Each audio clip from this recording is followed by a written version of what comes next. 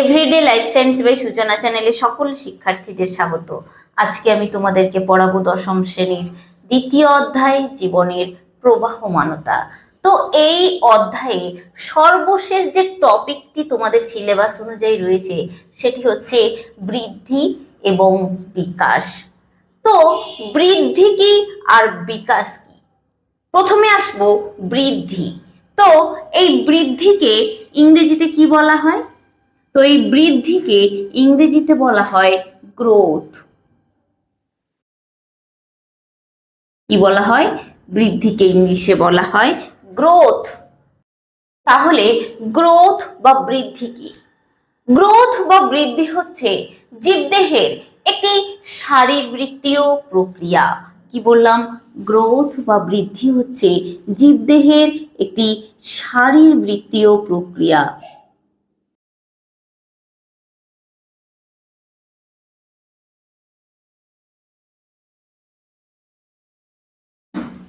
তো এটি কিভাবে সংঘটিত হয়? এটি সংঘটিত হয় প্রোটোপ্লাজমের বিপাক ক্রিয়ার ফলে। কিভাবে সংঘটিত হয়? প্রোটোপ্লাজমের বিপাক ক্রিয়ার ফলে।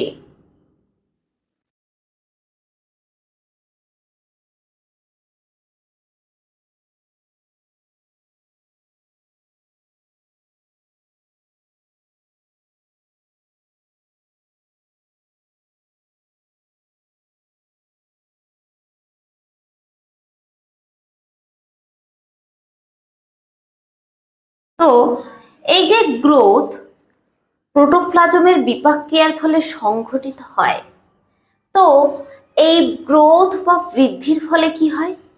বৃদ্ধির ফলে কি হয়? জীবদেহের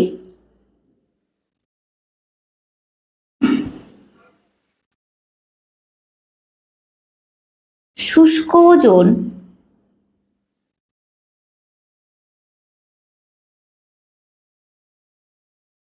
অপরিবর্তনীয়ভাবে বেড়ে যায়। তাহলে গ্রোথের সংজ্ঞা জানতে হলে আমরা এই তিনটে ছোট ছোট পয়েন্ট মনে রেখে দেব।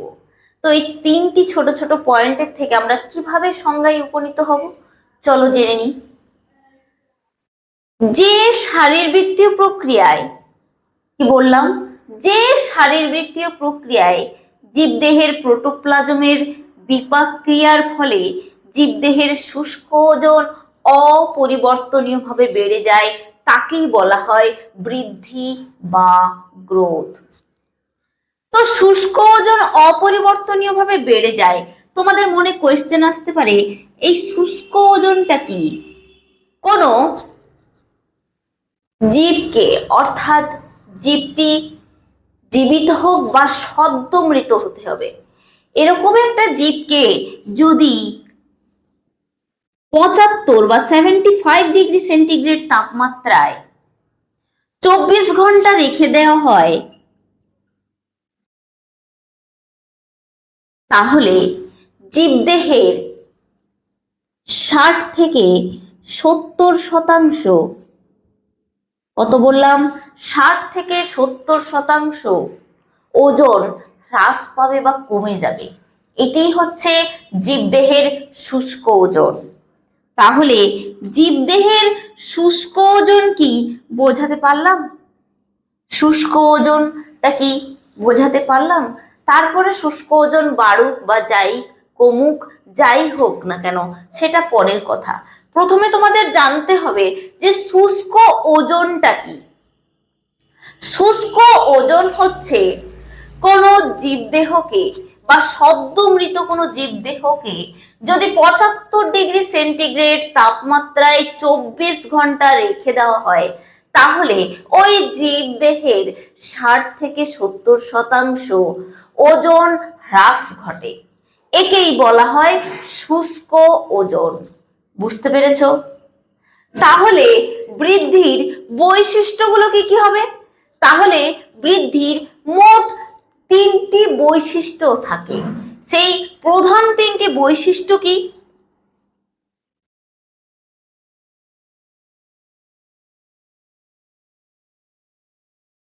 প্রথম হচ্ছে বৃদ্ধি অপরিবর্তনীয়, অর্থাৎ বৃদ্ধিকে কোনো রকম ভাবে তুমি পরিবর্তন করতে পারবে না। তাহলে কি লিখবো? বৃদ্ধি অপরিবর্তনীয়।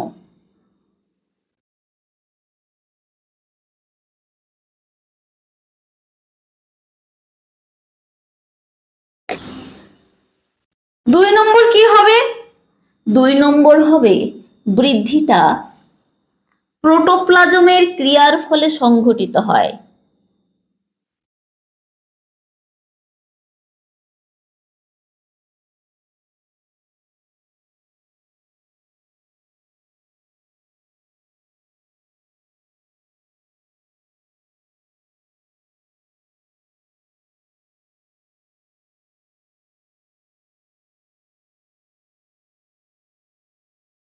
তিন নম্বর কি হবে?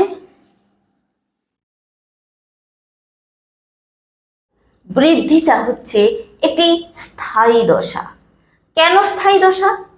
বৃদ্ধি একটি নির্দিষ্ট বয়স পর্যন্ত চলতে থাকে এবং ওই বয়সের পর বৃদ্ধিটা সেখানেই থেমে যায়, তাই বৃদ্ধি হচ্ছে স্থায়ী।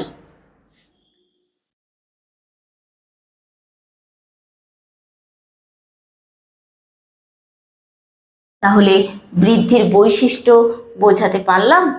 এরপর যে পয়েন্টটিতে আসছি সেটি হচ্ছে বিকাশ। এই বিকাশকে আমরা ইংলিশে কি বলবো? এই বিকাশকে আমরা ইংরেজিতে বলবো ডেভেলপমেন্ট। কি বলবো? ডেভেলপমেন্ট। বিকাশকে আমরা ইংলিশে তাহলে কি বললাম? ডেভেলপমেন্ট, তাই তো? তো এই যে ডেভেলপমেন্ট বা বিকাশ কি? বিকাশ হচ্ছে বৃদ্ধি বাদ দিয়ে আর যে সমস্ত পরিবর্তনগুলো একটি জীবদেহের মধ্যে লক্ষ্য করা যায় তাকেই বলা হয় বিকাশ। তাহলে বিকাশ কাকে বলবো? বৃদ্ধি বাদ দিয়ে একটি জীবদেহের মধ্যে আর যে সমস্ত পরিবর্তনগুলো লক্ষ্য করা যায় তাকেই আমরা বলবো বিকাশ। তো অন্যান্য পরিবর্তনগুলো কি কি? অন্যান্য পরিবর্তনগুলো হচ্ছে জীবদেহের বৃদ্ধি বাদ দিয়ে পূর্ণতা প্রাপ্তি, পৃথকীকরণ, জনন, প্রজনন, এগুলোই বিকাশের মধ্যে পড়ছে। এছাড়াও আরো অন্যান্য কিছু রয়েছে, তো এই কয়েকটা নাম আমি বললাম। তাহলে বৃদ্ধি এবং বিকাশের মধ্যে সম্পর্কটা কি? বৃদ্ধি এবং বিকাশের মধ্যে সম্পর্ক হচ্ছে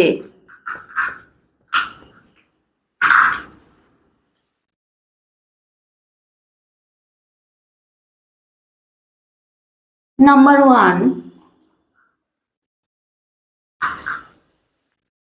বৃদ্ধি একটি নির্দিষ্ট বয়সের পর থেমে যায়, তাই তো? তাহলে কি বললাম? বৃদ্ধি একটি নির্দিষ্ট বয়সের পর থেমে যায়, অর্থাৎ বৃদ্ধি হচ্ছে স্থায়ী।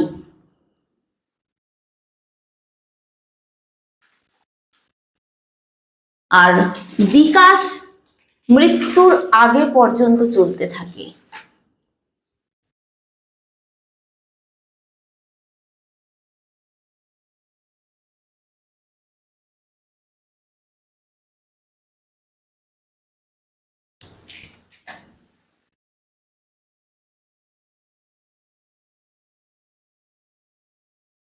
নাম্বার 2 কি হবে? বৃদ্ধির ফলে জীবদেহের আকৃতি এবং গঠনের পরিবর্তন হয়। কি বললাম? বৃদ্ধির ফলে জীবদেহের আকৃতি এবং গঠনের পরিবর্তন হয়, কিন্তু বিকাশের ফলে কি হয়? জীবদেহের অঙ্গ সংস্থান এবং শারীরস্থানিক পরিবর্তনগুলো লক্ষ্য করা যায়। বুঝতে পেরেছো? জীবদেহের অঙ্গ সংস্থান এবং শারীরস্থানিক যে পরিবর্তনগুলো লক্ষ্য করা যায় সেগুলো বিকাশের মাধ্যমেই সম্পন্ন হয়। কিন্তু নাম্বার 3 কি হবে? নাম্বার 3 হবে বৃদ্ধিকে পরিমাপ করা যায় কিন্তু বিকাশকে পরিমাপ করা যায় না। কি কারণে? বিকাশ সব সময় নিয়মিতভাবে চলতে থাকে বলে। সেই কারণেই বিকাশকে পরিমাপ করা যায় না, অর্থাৎ বিকাশ পরিমাপযোগ্য নয়। বুঝতে পেরেছো? আর কি হবে? আর হবে বৃদ্ধির ফলে জীবদেহের শুষ্ক ওজন বেড়ে যায়। কি বাড়ে? বৃদ্ধির ফলে জীবদেহের শুষ্ক ওজন বেড়ে যায়। আর বিকাশের ফলে কি হয়? বিকাশের ফলে জীবদেহের জটিলতা বাড়ে। কি বাড়ে? বিকাশের ফলে জীবদেহের জটিলতাটা বেড়ে যায়।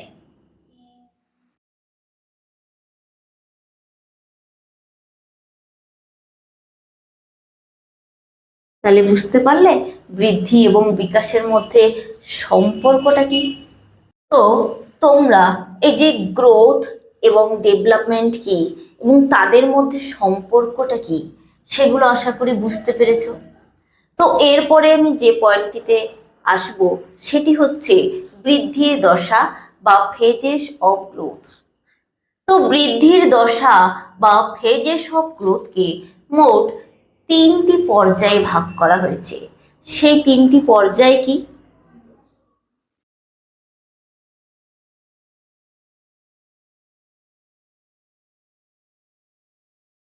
সেই 3টি পর্যায় হচ্ছে, প্রথম পর্যায় হচ্ছে কোষ বিভাজন পর্যায়।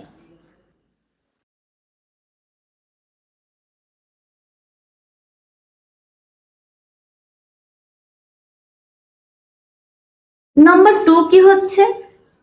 কোষের আকার বৃদ্ধি দশা।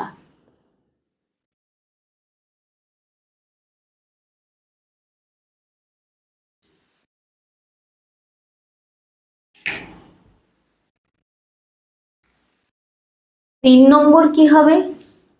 3 নম্বর হবে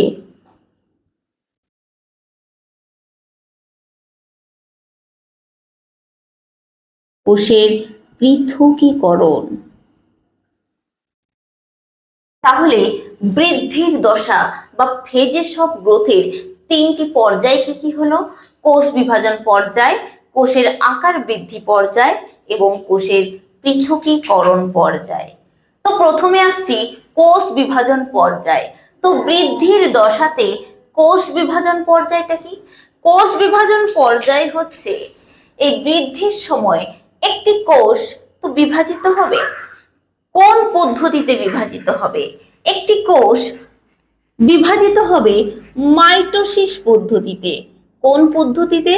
মাইটোসিস পদ্ধতিতে একটি কোষ বিভাজিত হয়ে নতুন অপত্য কোষের সৃষ্টি করবে।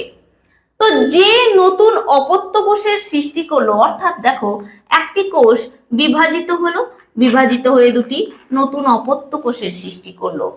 এই দুটি অপত্য কোষ যখন পুষ্টি উপাদান সংগ্রহ করে নিজে আকার এবং আয়তনে বড় হবে, অর্থাৎ সেটি আকার আয়তনে বড় হবে, তখন সেটি হচ্ছে কোষের আকার বৃদ্ধি দশা।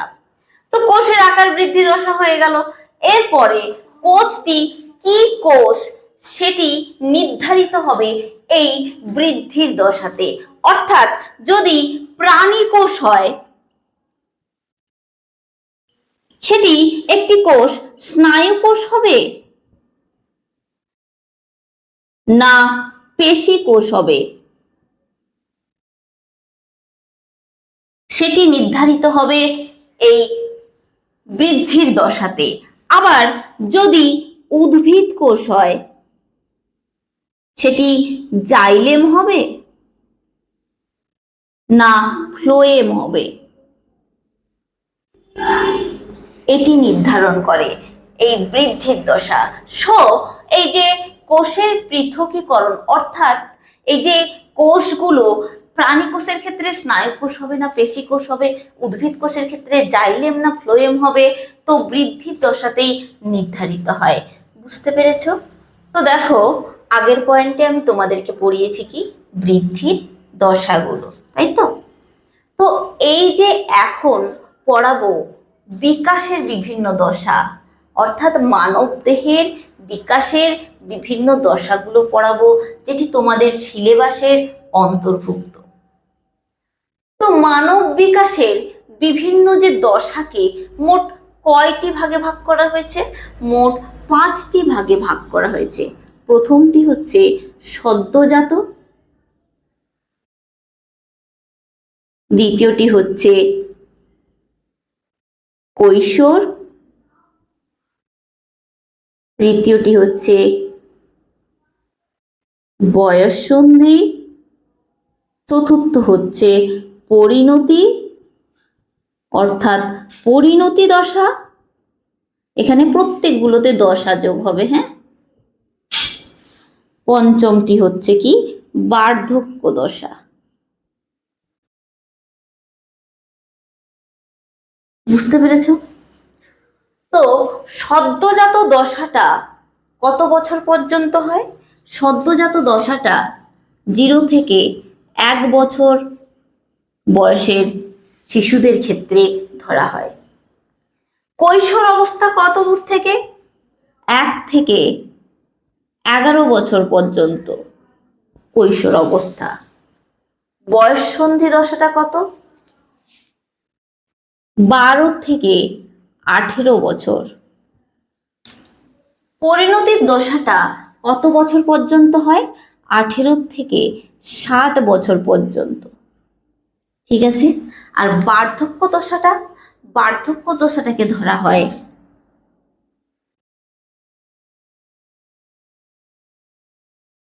60 বছরের পর থেকে।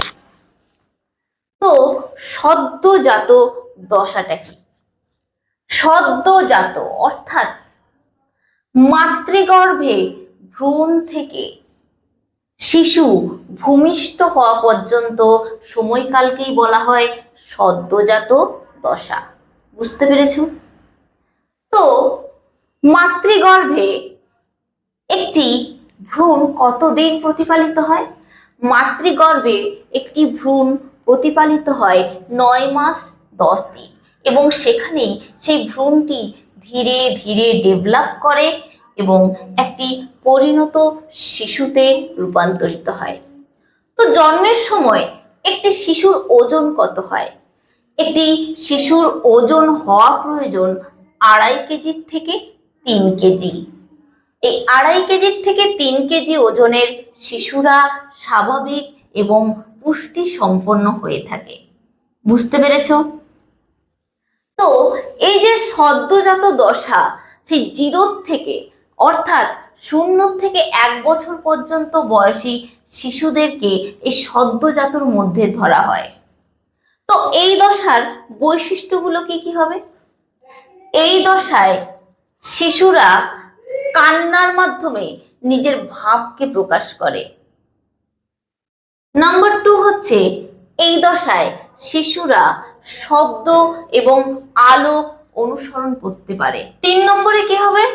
3 নম্বরে হবে এই পর্যায়ে বা এই দশায় শিশুরা মায়ের মুখমণ্ডল চিনতে পারে, যে এটা মায়ের মুখ বা এটা যে আমার মা, তাকে চিনতে পারে। তো এর পরবর্তী দশায় আসছি কৈশোর দশা। কৈশোর দশাটা কত বছর পর্যন্ত থাকে? 1 থেকে 11 বছর পর্যন্ত এই দশাটাকেই বলা হয় কৈশোর দশা, তাই তো? তো এই দশায় কি কি পরিবর্তন ঘটে? নাম্বার 1, এই কৈশোর দশাতে কি হয়? শিশুরা দ্রুত গতিতে বৃদ্ধি পেতে থাকে। কত বছর পর্যন্ত? 3 বছর পর্যন্ত। নাম্বার 2 হচ্ছে এই কৈশোর দশায় শিশুরা বুদ্ধি, চিন্তা, আবেগ এগুলোর প্রকাশ ঘটাতে থাকে।